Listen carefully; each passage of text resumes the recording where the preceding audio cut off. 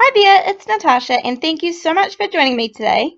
Now recently I showed this glitter ombre cardstock from Aliexpress on Aliexpress and it is beautiful ombre glitter. It is absolutely beautiful. It's very kind of smooth and fine and it doesn't shed at all.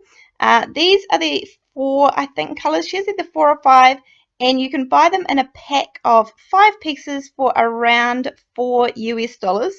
And obviously these are A4 size. I think they're about 8.5 by 11. But today I wanted to have a go at making my own.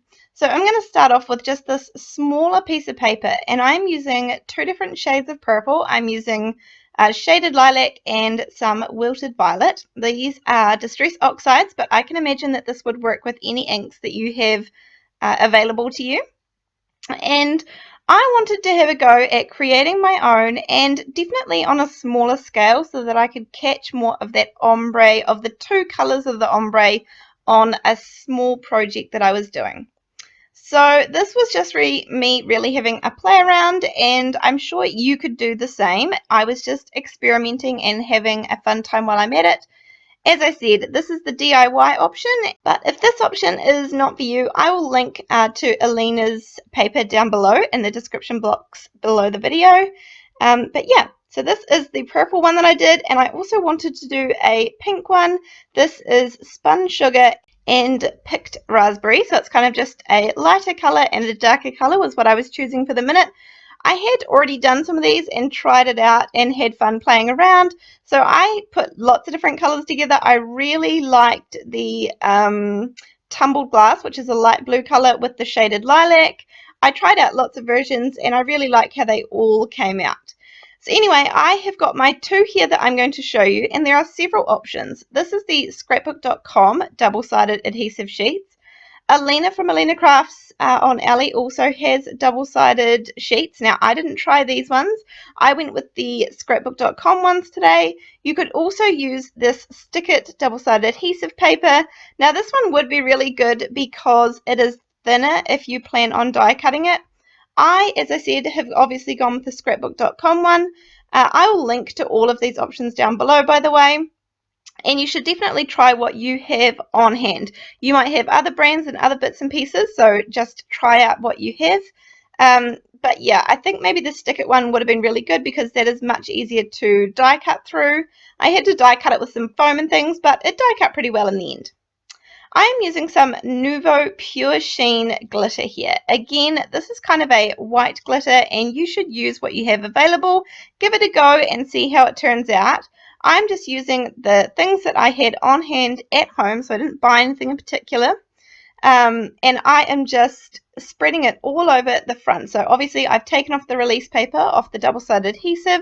I'm going to pour the rest of the glitter back into the pot because this is something that I would definitely spill. And then you just want to make sure that the glitter is really well sealed into the adhesive.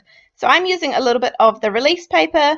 I also have this little children's glue spreader thing here, which works really well. A bone folder would work really well. Anything that you have on hand, just to make sure it's all pressed in, and that way the glitter will be non-shed and it won't come off. So I really like how these 2 look, and now I'm just going to give you a quick look at the other ones I created. So that's one of my favorite ones here, that the colors that I mentioned before. And then these are just kind of light and dark blue. And then this was the wilted violet with the blueprint sketch, that dark one in the bottom right hand corner. So both the light colors and the dark colors work really well in my opinion, and I had heaps of fun. This is definitely a technique that I would use again. Now I'm going to use a couple of these dies that I got from KS Craft Lovers store, and they are they're both really similar, obviously, just slightly different pattern. And I'm going to start off using the one with the tulips.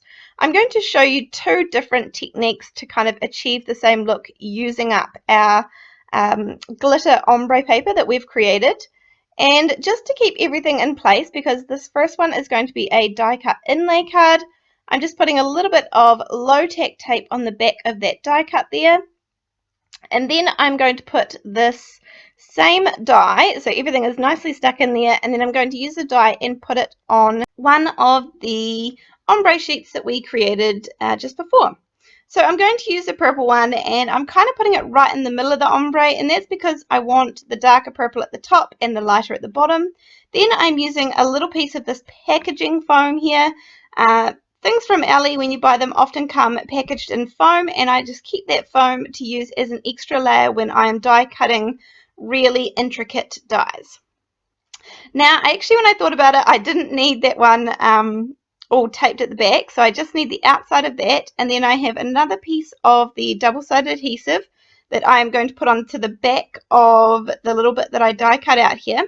Now, there's a reason why this little square is the size that it is, and it is a 2 7/8 by 2 7/8 little square of card, and that's because I am just making a couple of 3 by 3 cards that I need for a couple of little gifts that I have at the moment to give to a couple of people.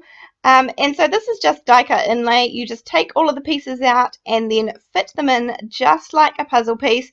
Now, this did end up working out absolutely fine, but my advice would be to use, and what I will do next time, is to use the stickered adhesive, because it is a much, much thinner double-sided adhesive. And this one from scrapbook.com, and same with Alina's, it is a slightly thicker adhesive. There's something about the stickered one, it's just very, very thin, and it is of very good quality. But as I said, this one is working out just fine, so I nearly have all of my little pieces in here. And these two dies are really fun because they are not too complex and there's not too many pieces, which I really like when it comes to die cut inlay. Now, just to create an extra little borderline, I'm using a little bit of low-tack tape, and I'm simply just putting it along the edge and then using some of that shaded lilac Distress Oxide ink, and I am just creating a border. You could also use another matting layer underneath this with another piece of paper. I really do come back to this technique time and time again because I like how it makes the card that much lighter. It just reduces the weight by that little bit, which is important. And I actually do love the look of this ombre glitter. I'm really pleased with how this card turned out. And the best thing about that die cut inlay is I can just take the release paper off the underside of that and we can stick it on the front of our card. As I said, it's just a little 3 by 3 card this time. Now I'm going to use my pink ones with the spun sugar and the picked raspberry colors. And I've die cut this die twice out of some 110 pound Nina Solar White cardstock. And I'm going to glue it here. I'm really sorry, my filming lights went out, but I didn't want to lose this little bit of footage for you guys, so I apologize about the lighting. But I just stuck together those two nice thick pieces of cardstock, and then I'm going to add glue to the back and put it onto the front of our ombre glitter paper.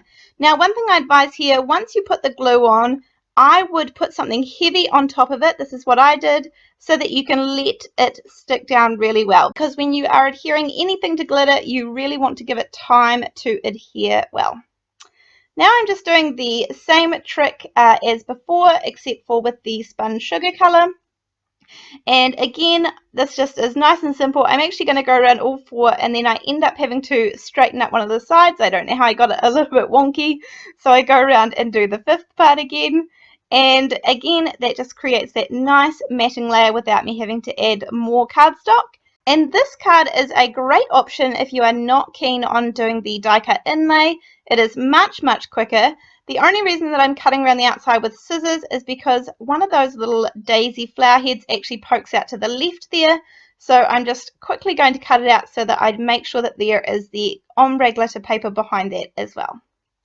So here I'm just going to pop on that layer that is slightly smaller and then pop on my circle on the front. And then this card is finished too.